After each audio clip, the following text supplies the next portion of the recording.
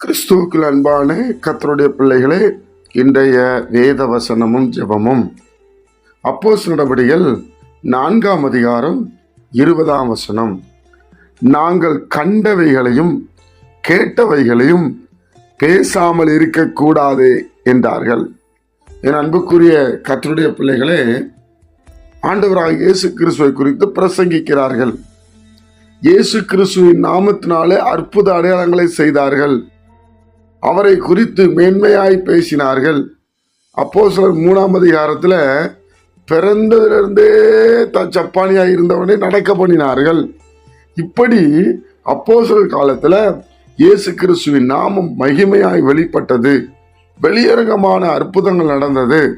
இதனால ஜனங்களுக்குள்ள ஒரு பெரிய பரபரப்பு உண்டானது. என்ன இப்படி ஒரு காலம் நடக்கல, இப்ப ரொம்ப வேகமா நடக்கிறது என்று சொல்லி பேதுரு, யோவான் இவங்களெல்லாம் பார்த்து இவங்களுக்கு விரோதமாய் எழும்ப ஆரம்பித்து விட்டார்கள்.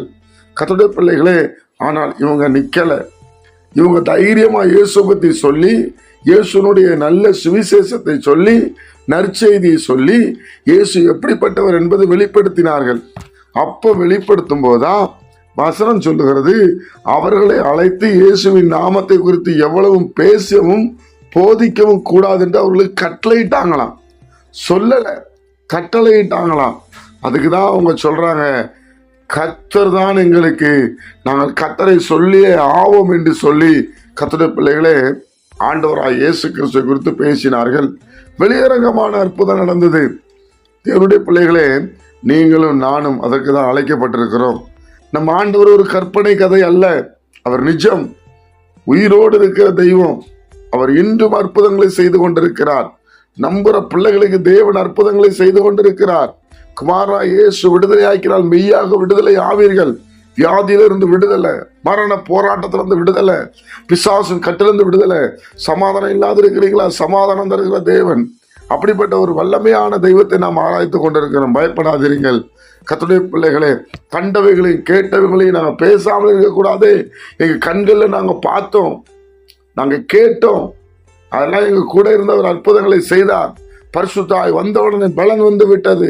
இயேசுவுக்காக வாழணுங்கிற பலன் வந்து விட்டது. தேவனுடைய பிள்ளைகளை பரிசுத்த ஆவியை பெற்றுக் கொள்ளுங்கள். இயேசு கிறிஸ்துவினுடைய பலத்திலே வாழுங்கள். நீங்கள் மற்றவர்களுக்கு தைரியமாய் சுவிசேஷத்தை சொல்லுங்கள். இயேசுவின் நாமம் மகிமைப்படுவதாக. அவரே நம்மை பரலோகத்துக்கு கொண்டு போகிறவர்.